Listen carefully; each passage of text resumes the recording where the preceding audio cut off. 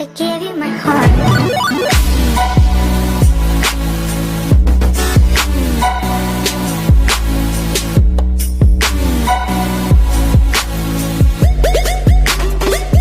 Hello guys, hope you are fine. This training is about how to shape the body in Photoshop. So to do this, you should go first to the filter and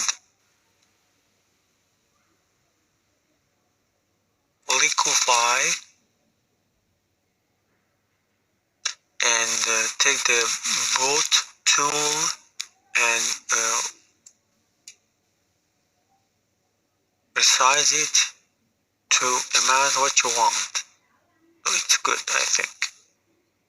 And start to shape the body.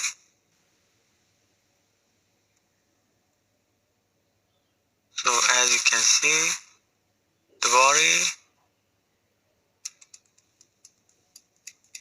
is shaping.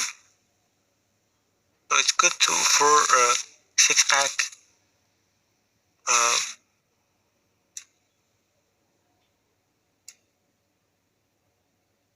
So, or being fat to show the body fat.